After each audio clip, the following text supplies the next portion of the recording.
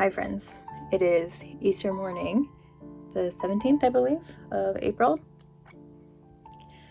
I have realized last night that I have made a rookie/beginner mistake. And I have realized that I have besmirched the name of Fable Knitwear. Helena, this is my formal apology. I wanted to make this like one of those really cringy YouTube apologies. I had like a super dramatic black and white thing in mind, but whatever. I'm not in the mood for that right now. Also, I don't think I'm dramatic enough. I wasn't in theater for that long. But no, I tried on my A-Win blouse last night, and I was, because of the negative ease, I just thought, yeah, this feels right. And then my husband was like, this looks kind of tight. And then as I wore it more, and I was like, yeah, there's no way more blocking will fix this because I already blocked it. And then I just took out my gauge ruler just to see. Her gauge was 18 stitches for each 10 centimeters. My friends, I had 25 stitches for the 10 centimeters. I think my tension is just very tight. But alas, I do not have time in my whips projects, especially, well, like just for the summer and spring, to unravel, to frog it, and to redo it. So I might just do it at the end of summer. I'm probably gonna have to use a 5mm instead of 4mm, which is fine because then that means it frees up my needles, because usually a lot of her patterns are 4mm. So it'll free up my needles and I can just use 5mm for her projects. I don't know why. And like even this one, like I checked the gauge for the Athelian blouse and it's supposed to, I forgot how many, I think it was like 18 or something like that. Yeah, 18 stitches per 10 centimeters. And I have 23. So it's more like a small than it is a medium, but I'm wearing it with this dress today. And I think it looks fine. Like, I guess it just depends. It's just the A-Win blouse fits more like an extra small, which I am definitely not. And I even check like the bust size measurement and everything, and I'm like, I feel horrible, like, because I made my aunt a diagonally sweater jumper for Christmas last year, and I fear it may be too small. Or maybe it's fine because it was a DK weight. Maybe I'm just like super tight tensioned on my, with like the sock weight yarns.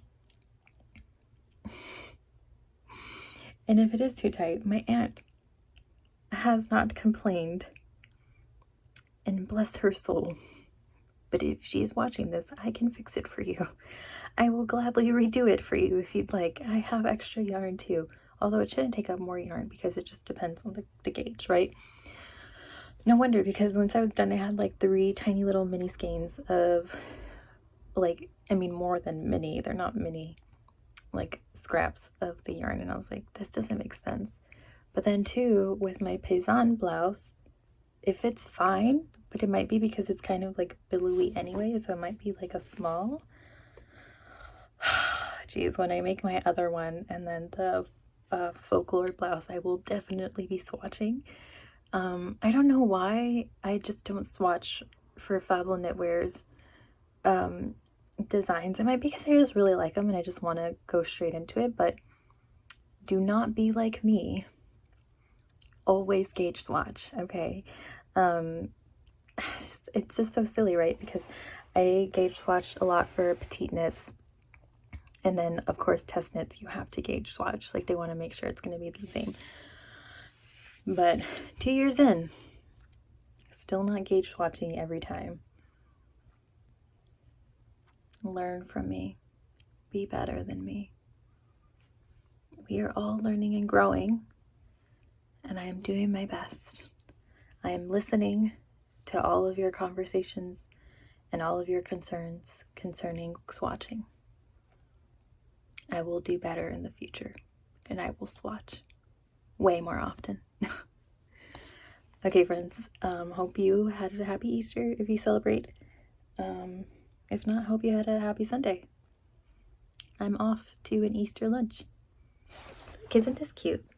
It's my Athelian vest, as I said, and it's just a random Target dress, but I feel so cute.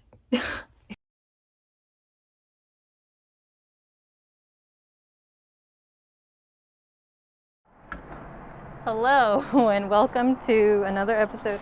Brienne has no idea what the heck she's doing.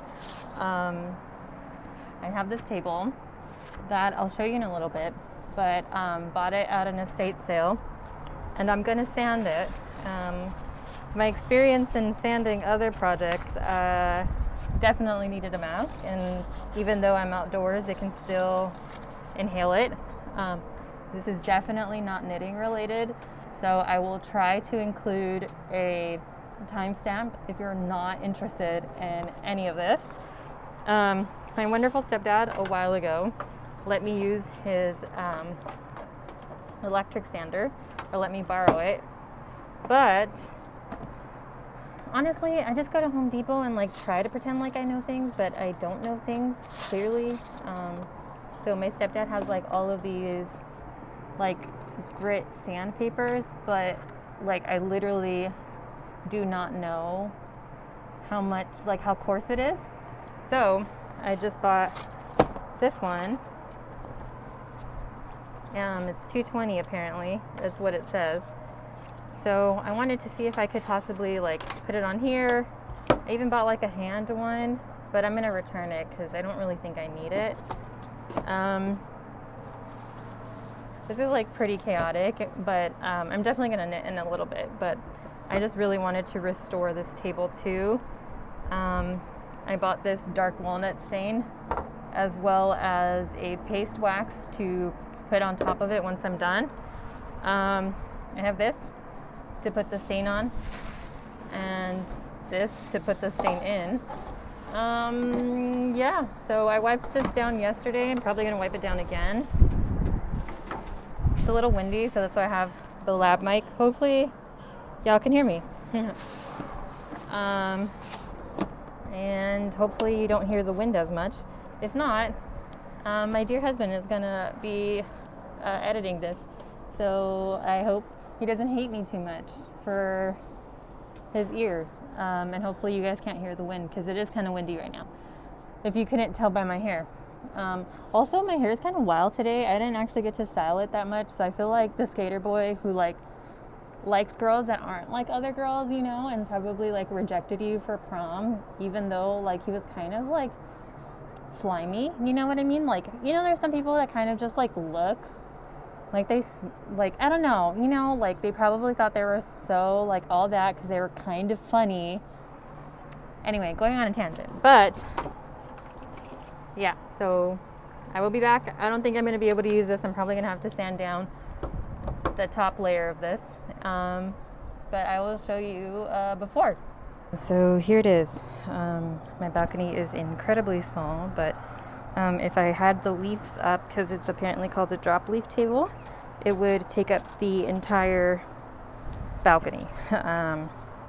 However, when I wiped it down initially, everything was fine. It looked brand new, but this section is just super white and like looks ashy. Everything else looks great. Like the money shot is underneath. These are all of its legs. Absolutely gorgeous. It has its original manufacturer named at the bottom too. So that's pretty cool. When I bought it, I mostly bought it because it had some couple of wood hinges. And I knew that meant it was a pretty good solid working table. But I will tell you a little bit more about its history later. I need to just come on here to give a ginormous disclaimer. I am by no means a professional at restoring any sort of antique furniture or anything of the sort. I just watched a few videos and I hope this turns out okay. If not, I'm gonna cry because this is actually a really beautiful table and I want to use it as my work table or where I can just sit and knit and get some stuff done and possibly edit some of these things. So yeah, hopefully, 1, you can hear me. 2, I'm not a professional by any means. 3, don't you love my serape mask? I think from what, just a super tiny history on serapes.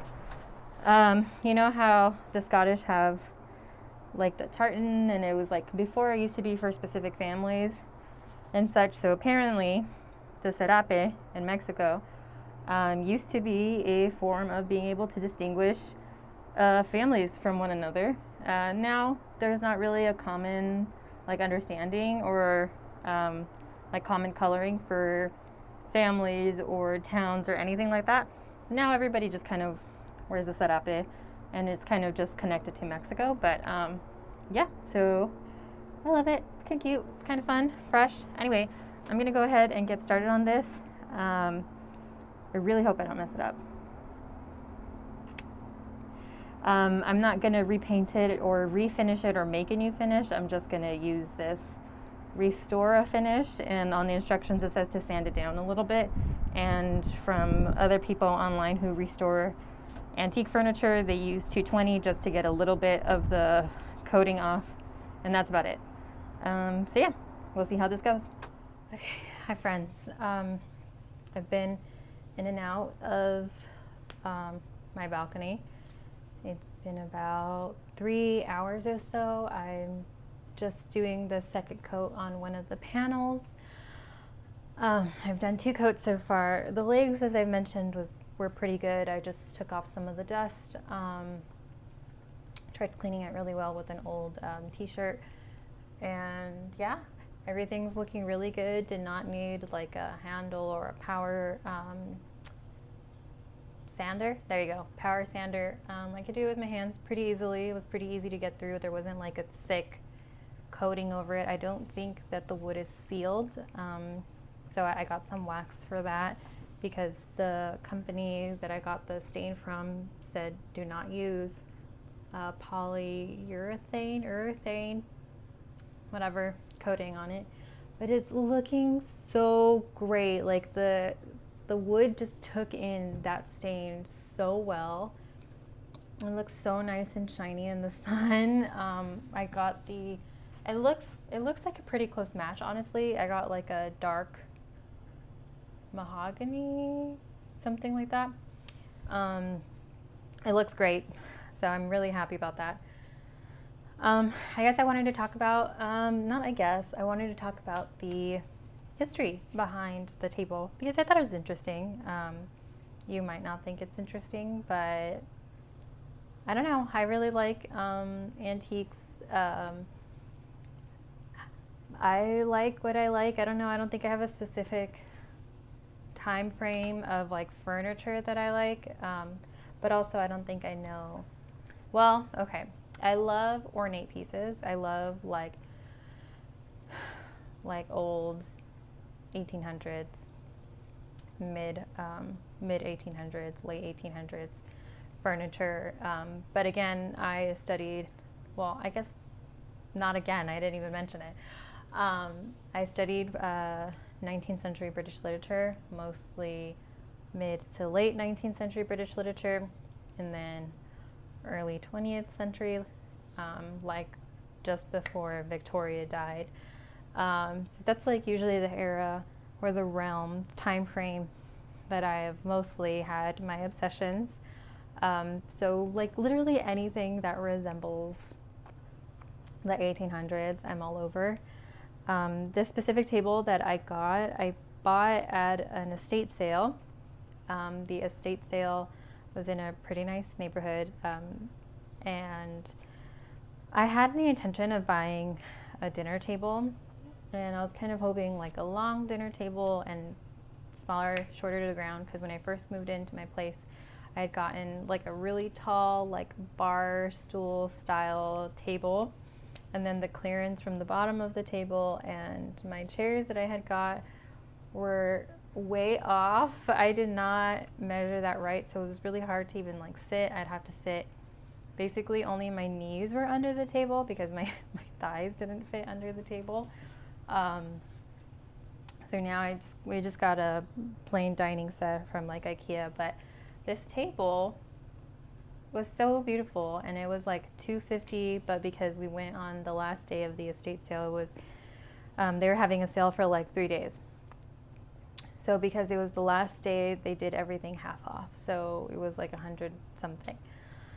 And I was like, I need to get it, you know? And then I didn't know like specifically why, but I think I was like scrolling through Instagram or TikTok or something like that. And there was a point someone made about wooden hinges and like how furniture really isn't made like that anymore. Not really like they don't do it like they used to, but it was like a practical way of doing things back then, and how you can kind of date an item from that time if you're able to see wooden hinges. So I don't think the woman who sold it to us really gave us much information. She just said it's a drop leaf table. That's it. She opened up the table for us, closed it, that was it. But she was supposed to be like the furniture expert, but she didn't say anything else about it. She didn't say like, oh, this is classic. Like she didn't try upselling it. Like, this is blah, blah, blah from this time era and was owned by these kinds of people, whatever. So I had bought this table maybe around January. I don't have a big car. I have a very small sedan. But my husband and I had measured the table in my car. It should have fit, but my door doesn't open all the way. It kind of stops at an angle. So it wouldn't go in the car. So we were kind of scrambling around to see whose truck we could borrow. So we were able to finally find one, but we had to keep it within the area because it was pretty old. So we left it at a family member's house until we were able to bring it up. Then my husband got a bigger car, and it has like a ton more room in the trunk. There you go, that's the word. And we were able to fit the table in there. Finally brought it home this weekend. But when I bought it, I went immediately onto Reddit and went on the subreddit of woodworking. And I had just put new DIYer here, like how am I supposed to, like I want to treat the piece for the good pair of bones that it is and like not mess it up. So then a Redditor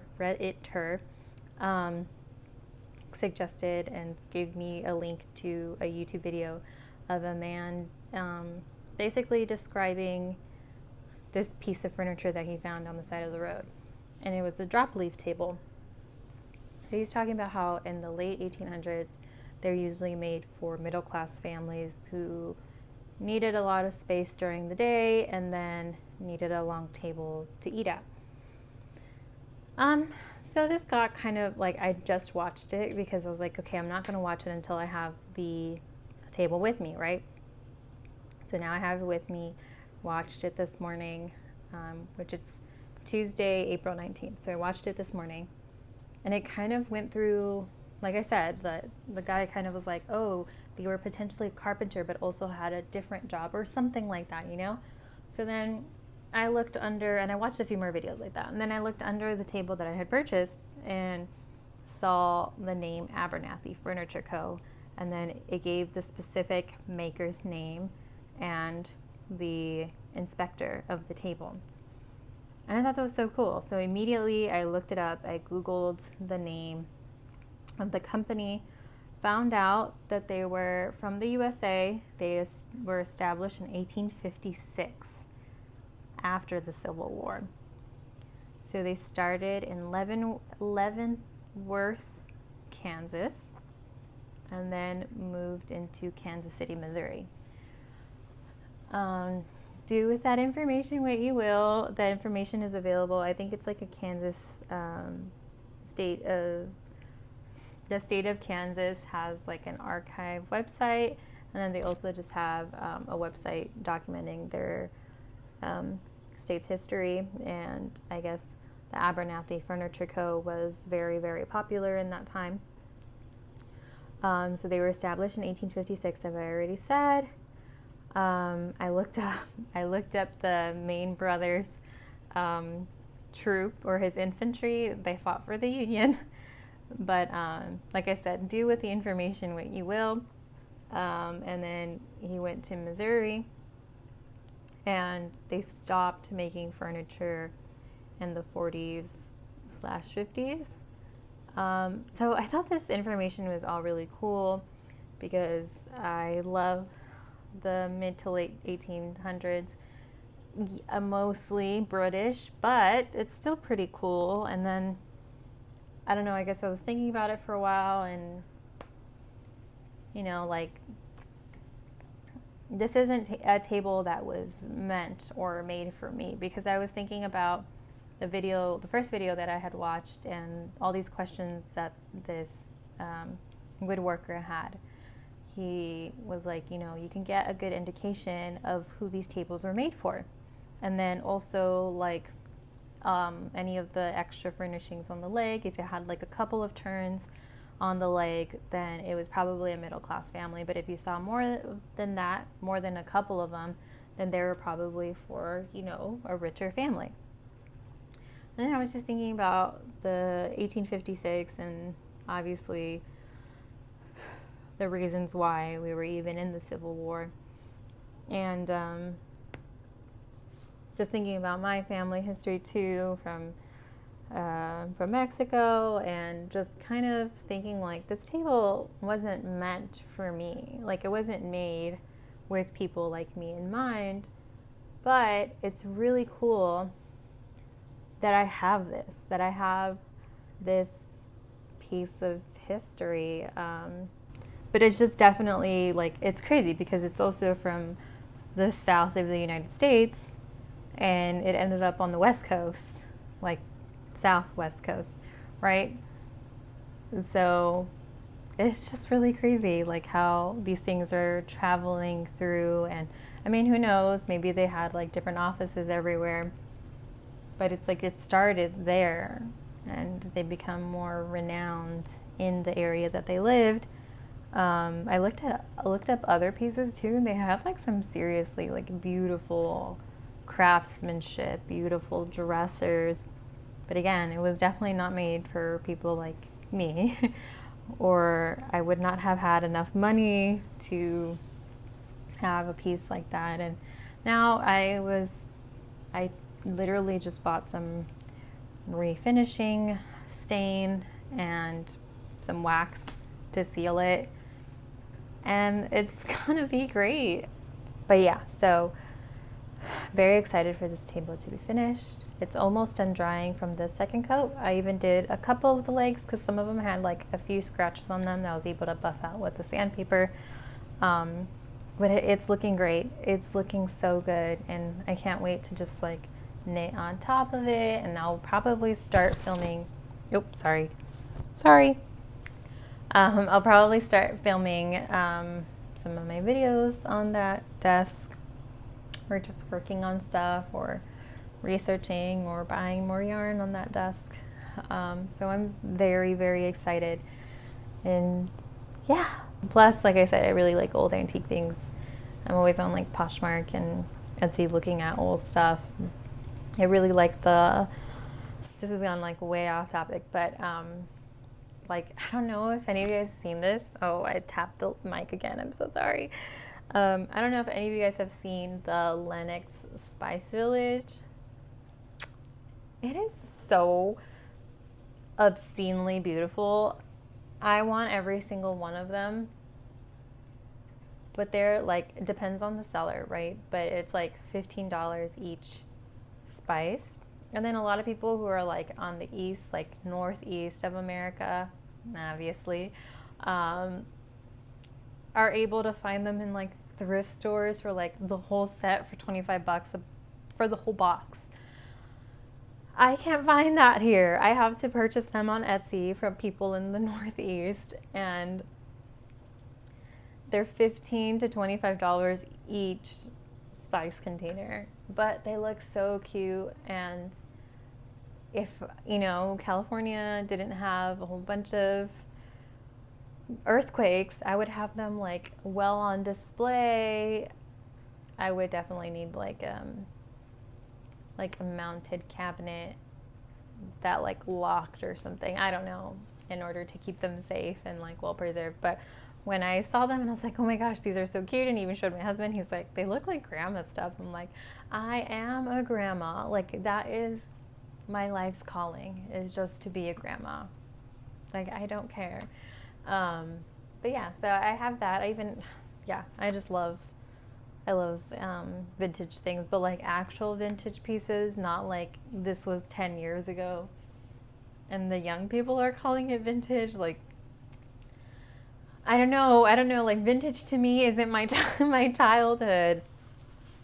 I know some people are gonna be like me, but like sometimes when people, like, I hate it on Poshmark. This is just a total rant now. On Poshmark, some people will literally just sell clothes from like 2010 or like the early. I mean, I guess technically vintage is considered 20 years or before, but like stuff from like the early 2000s are being sold for like $50 on Poshmark under the name of vintage.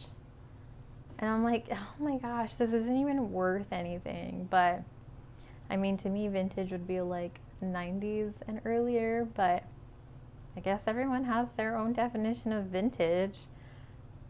But my table is definitely vintage. I did my research. Yeah, it's cool. It's cool to have like this very unique piece of furniture that's just out there, and I was able to restore it. You guys will see it in a little bit, but able to restore it for like $30, $20. Literally, like, it's not even that much. $30. I think I calculated it as $33. Like, just for the stain, the wax, and sandpaper. And a little bit of sweat, and that's why my hair is looking a little frizzy too. But yeah, just restoring the table. I also had plans on swatching today, swatching for a test knit for Phoebe, Friday knits. So I hope I can do that. If not, then that'll definitely be on the schedule for tomorrow. Yeah, I kind of wanted to do it earlier, but I think what I'm going to end up doing is just finishing the table and then continue knitting on my test knit for Ocean Knits. Because I'm already at the skirt. I'm like pretty far along actually. Well, I wouldn't wear it out just yet because it's like barely covering, but I have the skirt back on.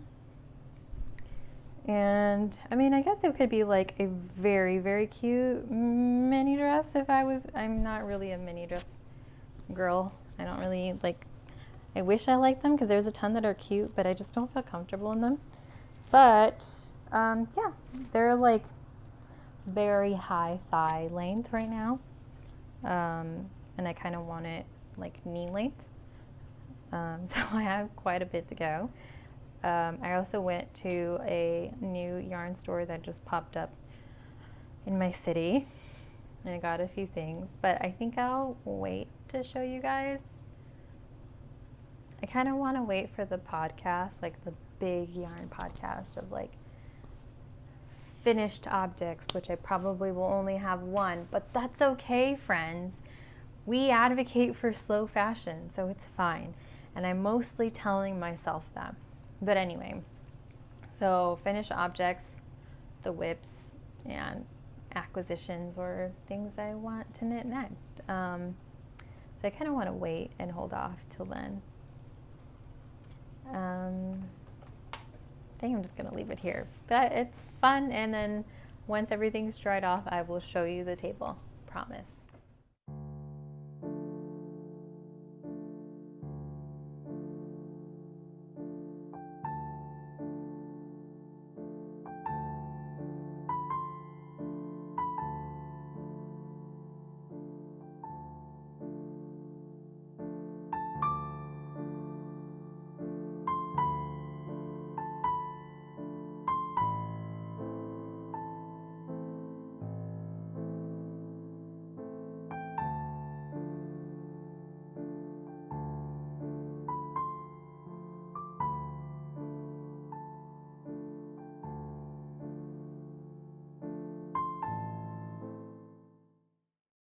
Hi friends, so I'm back with more of an update. As soon as I got home from the store, I was pretty tired. I've been up since 6 in the morning, which is a little bit earlier for me.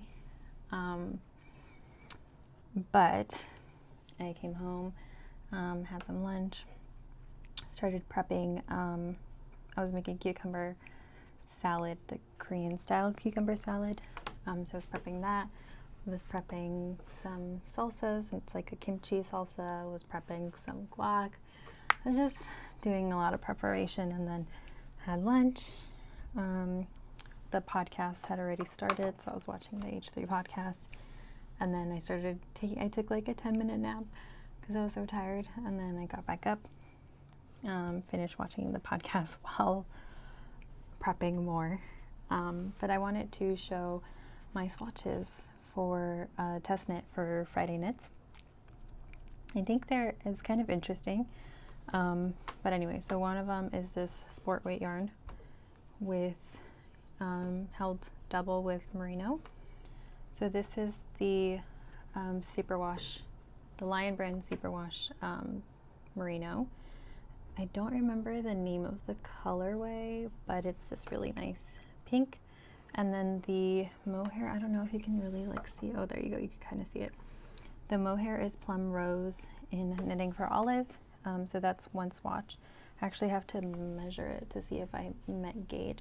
I'm afraid I'm going to have to go up like 0.5 a needle size. This is in 3.75 millimeters.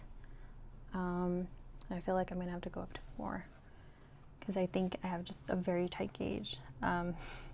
My mohair swatch is a little worse for wear, so I just warn you now.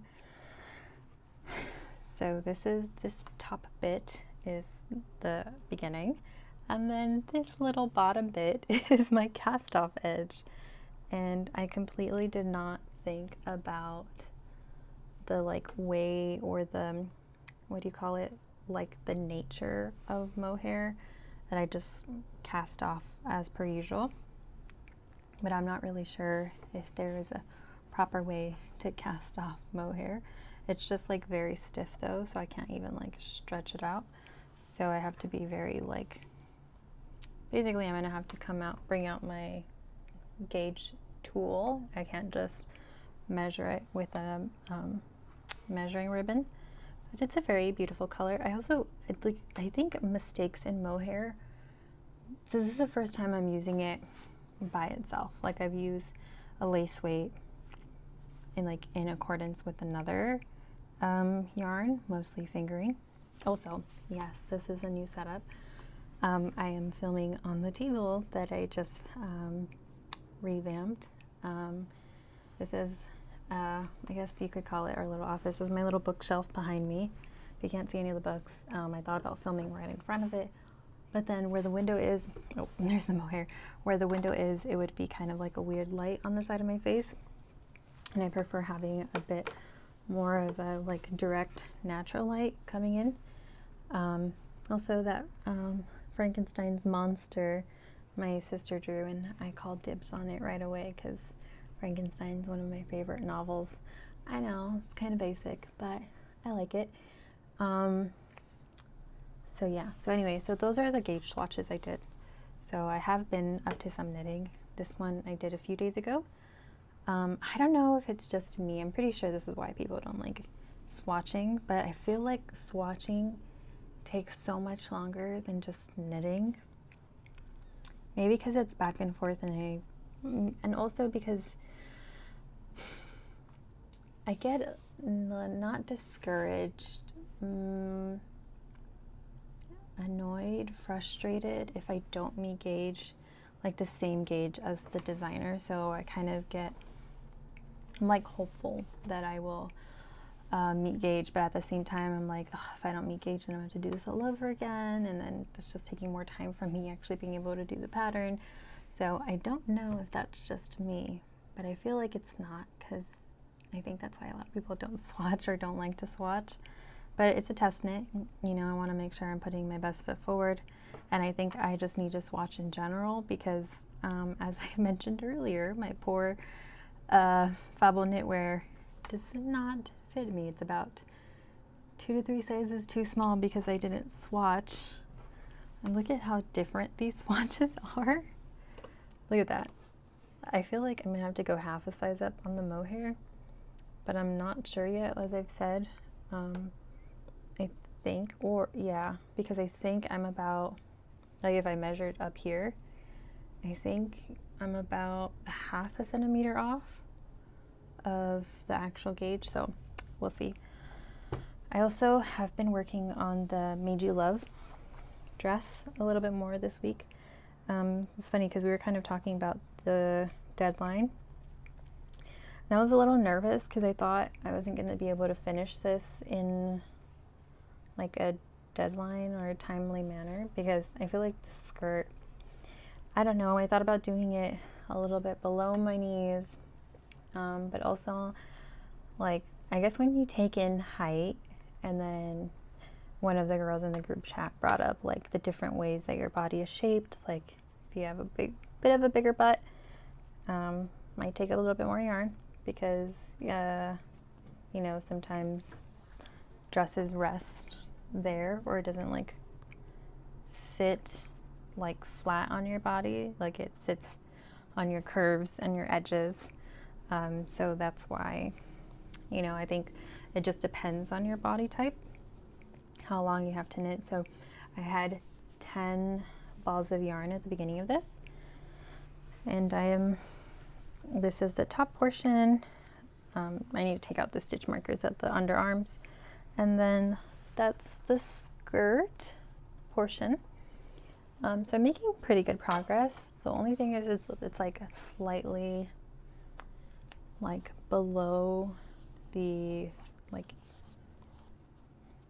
basically I need a little bit more. Like I'm only a quarter of the way through my thighs.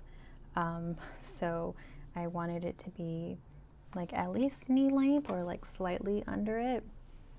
But this is my 9th ball, and it's I can't remember the yardage for it, but when I measured it, it's only about like maybe 3-4 inches, like each ball that it'll give. So I think I had put like like as a very conservative estimate that I would be done by mid-May, because I might need to rush out like a couple more skeins or balls of yarn for the length I want. I also want to do a slit, so maybe that won't be such a problem. I could start the slit at like mid-thigh, which I'm a quarter of the way there, so that shouldn't be a problem. But yeah, I'm very excited to see it finished. Some of the girls have been posting theirs finished already, and they look beautiful. Like honestly, it just looks so good on everybody. So I'm very excited for that. Yeah, I watched some. What did I watch this morning? Oh, I watched Well Love Knits video this morning. She posted about like she's making baby knits and such. And I found like some really interesting comments, just because one of my family members, my aunt, is pregnant. So I wanted to make her like, I had these really grand notions of making her like all knitwear baby clothes, right? Or at least like bloomers for like over the baby's diaper. But then like I had just texted her and asked like, would you be okay with receiving knitwear for your baby? Because my husband was like, you know, you don't even know if she would like that, you know, like what if she doesn't want it, or, you know, as well as the intentions are with gift knitting, like you also want to make sure that the person you're making it for will like it, will cherish it, because, you know, sometimes people think like just because you knit something or you make it yourself, like it's not like as nice or like not as quote expensive. So that's a little annoying, but that's not what my aunt said at all. She said that she thinks it'll be really cool for my little baby cousin to have something made by me. So I'm gonna go ahead and do that. But she's like, I don't know what you would make though, because it's only cold here for like a few months out of the year. She lives in a different state, but it's pretty warm. So she was like, yeah, it's only cold here from like December to February. which I mean, I guess technically winter, and that's kind of technically when it only really gets cold in California. Um, so, like as well. I mean, right now too, it's a little like chilly, but I guess wouldn't be considered cold to other people who are in cooler weathers. Um, but yeah, so I saw a lot of comments that were like, "Oh, I didn't waste my time with like precious, like yarn for baby clothing because you know, poop." Or I had thought about that too because I was like, "Oh my gosh, what about like like these beautiful dresses? Like Knitting for Olive has these beautifully worked dresses, or I've seen some patterns where they're like such a beautiful lace weight pattern, or not lace weight, sorry, lace pattern in general, like throughout the dress, but it's like fingering or DK. But I was just like, how are you guys like so comfortable with using such like good yarn on babies who might spit up, throw up, or someone called it a poop explosion. So, because I've seen that. I've only seen that once in my life. Maybe it doesn't happen with every baby, but that's how I was going to make my aunt the bloomers, and I had shown her other patterns, and I said, "Would you like which one do you like the most?" And she picked this beautiful one. I don't know how to say this designer's name because I think she's from Brazil, so it's Portuguese. I am going to write it down instead. But I really like a lot of her baby patterns. They're so cute. And my aunt's having a girl, so that's exciting because all the girl patterns are so stinking adorable. So I had just asked her, like, which one do you like? Like, which ones of these do you like? And there's one where it's a romper and it has cute little ruffles in the back of the straps. So she's like, me and my husband like this one. We think it would especially look cute for Thanksgiving. So I was like, oh, that's so cute. And then Bethany had mentioned, Well Loved Knits had mentioned that, you know, a lot of people had advised her, like, don't spend your time too long making like clothes for newborns or like before 6 months because babies grow fast. Like I had asked my mom, like, how many of each thing do you think a mom would need? And then she was like, maybe 3 of each if you made bloomers. So I was like, okay, I'm gonna have this whole thing in my head. I'm gonna make like multiples, like different colors and like blah blah blah. But I was like, I didn't even ask my aunt if she'd want bloomers or, you know, just anything like that. So I was like, maybe I'll just make a few and then just like let it be. If she wants more, she can always let me know and I'll make more and send them to her. But I'll just focus on like the romper, maybe making a couple sizes of that, like one for the autumn, one for the springtime. So I think it just depends between those two. Yeah. Oh, but yeah. So I'm very excited for baby knits.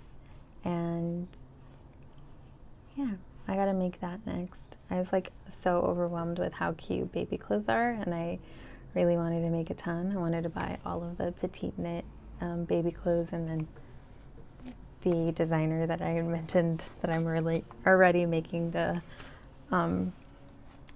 onesie. I think I said romper earlier. Imagine like a onesie from. I just want to get them all. They're so stinking cute. And I even thought about, I'm so glad I didn't do this though. I was going to make like newborn socks for my aunt with some leftover yarn I had from my A-Win blouse. But because I didn't block it or I didn't gauge swatch it, now I don't even know if I would need those like extra pieces. So I am most definitely not going to do anything with that until I redo it. So, yep. Please let me know too if you like seeing me from this angle. Although it's kind of like weird. So, like I had said, it's kind of just like white. Like that's the closet back there, white walls. The most interesting part is my bookshelf I guess I could take you. I have a tripod. Hold on.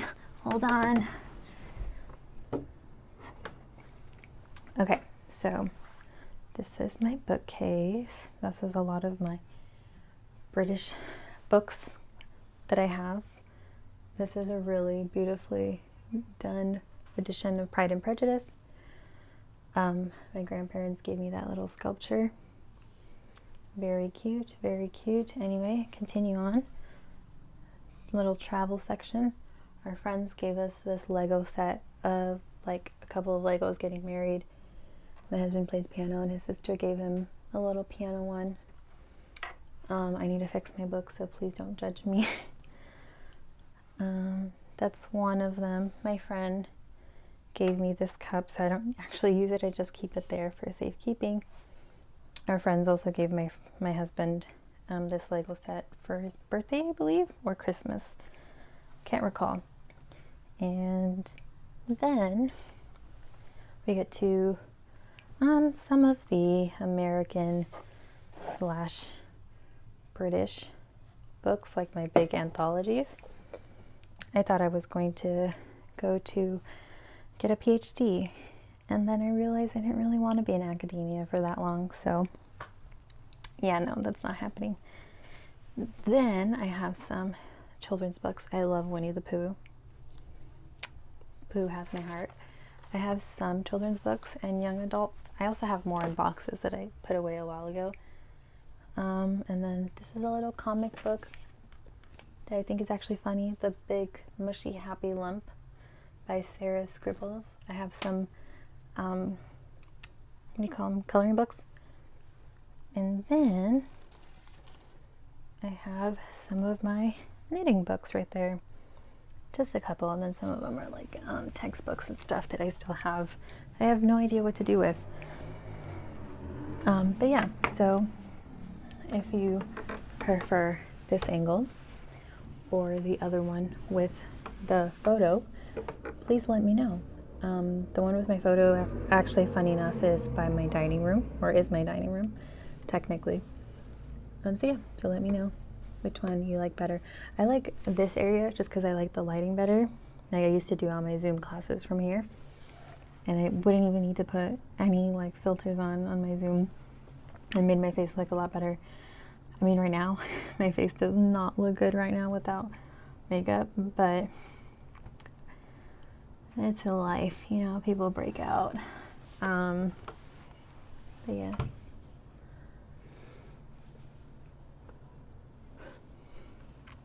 So I'm gonna go ahead and edit this as quickly as possible because it's gonna be dinner soon, and I'm gonna be losing the light soon. I think it's about 6 something p.m. So the sun's starting to go down at around 7.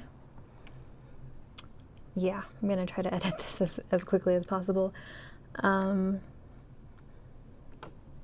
hopefully it looks a lot better this time around than last time.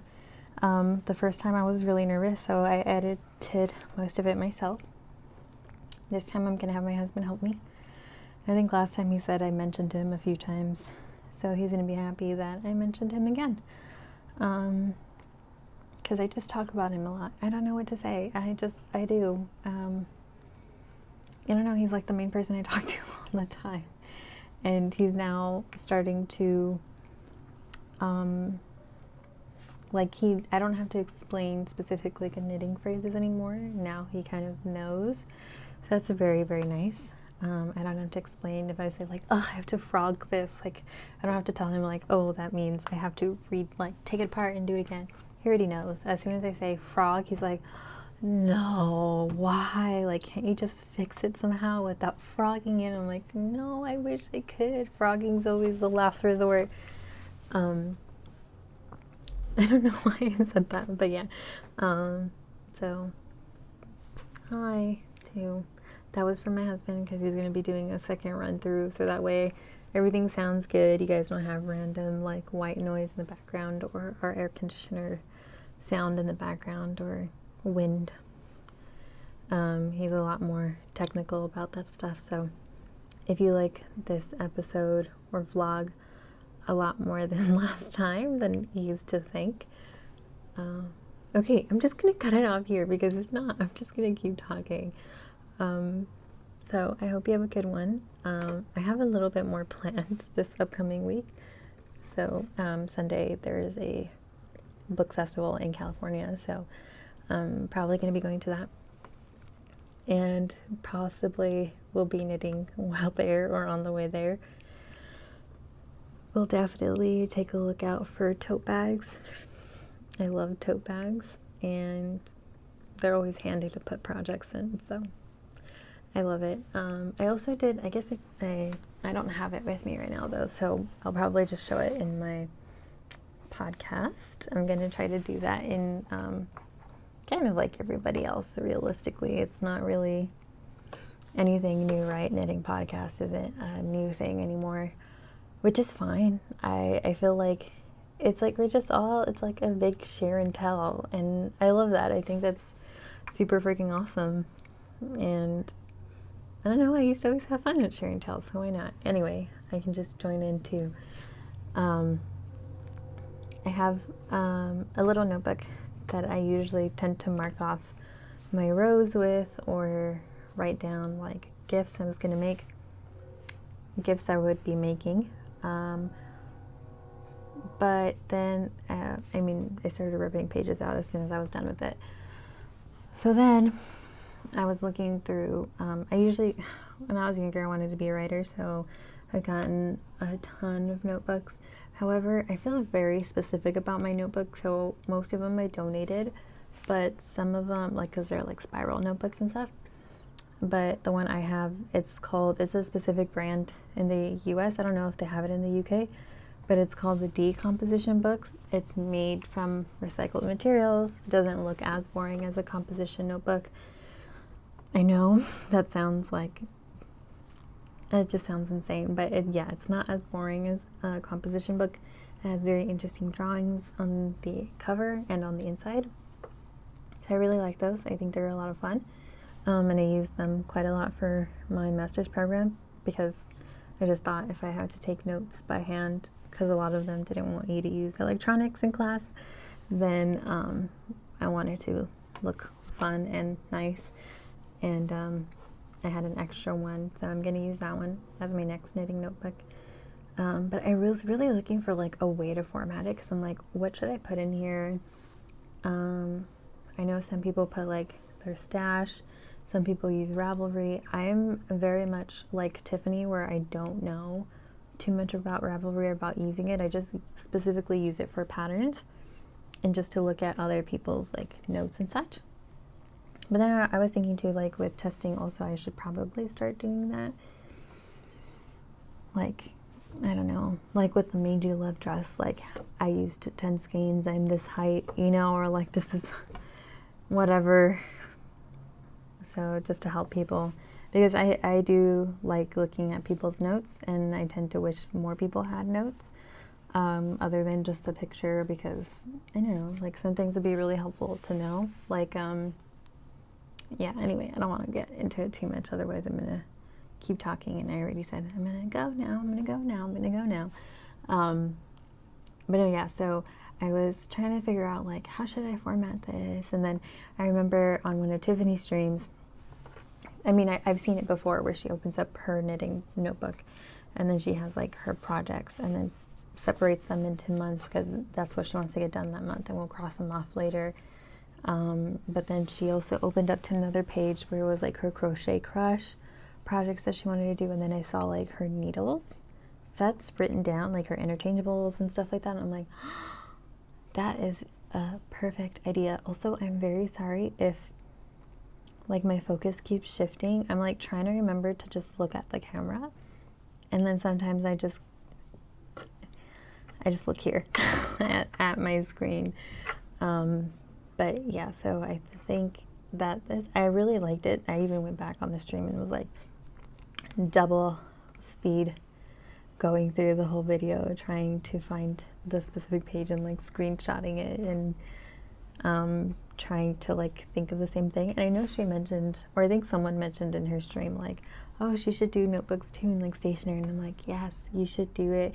exactly like knitting related. So not that Tiffany will ever watch this, but if anyone talks to her, or if she does happen to watch it, Tiffany, come out with a knitting notebook, please. But not like, I mean, dude, you can do digital, but like also I want a physical copy because I am a physical copy kind of girl. So please, and like make it cute. I will pay up to US 15 for it. So don't put too much effort, but like some. I'm just kidding. I don't know. I think it would be really great. I really hope you can't hear that because I have the lav mic on. Hello, hello, testing 1, 2, 3. Some people just like to drive through here with their really loud speakers and like really, really high bass, and then it sounds like their speakers don't work. Anyway, yeah, Tiffany, just make a knitting notebook, please. I need it. I don't know how to set up notebooks myself. This is just not a thing for me. And I want to support you more, so come out with one. Okay, everybody, I have more knitting podcasts to catch up on. I have to edit this video. I eventually have to eat dinner. And I also am going to grab a cup of tea because I am very tired. But if I drink coffee, I will not go back to sleep tonight. And that is not a good look. So I will see you guys next week. Hopefully more knitting content next week too. And also thank you guys for your very kind comments in the last one. I didn't think my voice was that calming or chill or anything. I felt kind of like a dork the whole time, but thank you all for your kind comments. It means a lot to me. Yeah, like I said, see you guys next week. I will probably do podcast and a vlog. I don't know. Or should I just do a podcast? I don't know how people do these things. I feel like just a podcast would be good. It's kind of a lot to edit. I didn't realize, like, if you want to make it good, it's a lot of work. And the ADHD doesn't want to do it that much, but okay. Anyway, bye guys. See you next week. Hope you guys have a good weekend. It's almost May, which is crazy to me. Anyway, I really want to... Okay. No, I need to stop. I need to stop right now. It's almost been 30 minutes since I started talking in this clip. So I'm going to go now. Goodbye.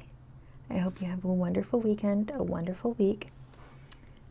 I hope that you always hit gauge. I hope that nobody asks a commission from you for $10 or $20. And may you not have to frog back anything this week. Okay. See you guys next week. Bye.